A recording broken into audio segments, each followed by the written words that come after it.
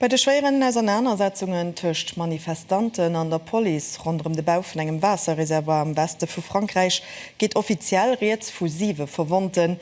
A Wirklichkeit leit zuel aber wohl wesentlich mi heich. Mei dozo an einer Norrichten aus dem Ausland lo am Resümee vum Petzbarts. De Bilan vun der Gewaltberedschaft vun der Police Göster bei den Auseinandersetzungen zu Saint-Solin gouf meeslicherweis vun den Autoritäten genutzt, fir d'Aktion an méi favorabel Licht zu setzen.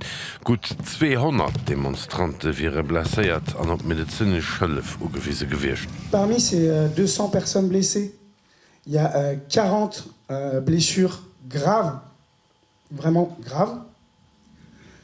Parmi ces 40 blessures graves, il y a 20 personnes dont le pronostic fonctionnel est engagé, qui sont mutilées, pour certains défigurées,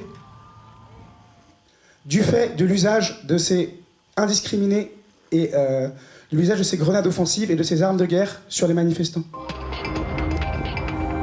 Mo unmeindech ass Generalstreik an Deutschland de Gewerkschaften no gehtt an Zeite vun Inflationun bei viele Familien d'Iwerliewen zum Mols bei denen mat klegem Akkommes. Eisebunden a Flughäfe werte gréesstendeels vu betraff sinn. Zu München um Flughafen huet de Streik schon haut ugefangen.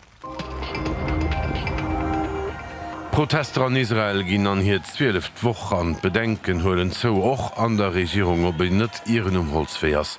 De Verteidigungsminister Yoav Gallant huet en Appell un de Premier Netanyahu gericht, die stritte Plank vun der Justizreform ze stoppen. Sie géfen Sänger Gefor ginn fir d'Staatssicherheet. An NATO nennt die russsisch Pläng fir taktisch Atomwaffen a Belarus zu stationieren, geféierlich an irresponsabel. Für Kiew ass den Plan eng weiter Provokation. An der Donbassfront zu Bachmut, dann ass die russische Offensiv größtenteils stich bliwen. Dem britische Geheimdienst no geefnet massiv Differenzen tëcht de Wagner-Mercenären an der regulärer russische Armee. D'Ukraine probiert die Klengfenster fir eng Konteroffensiv zu nutzen.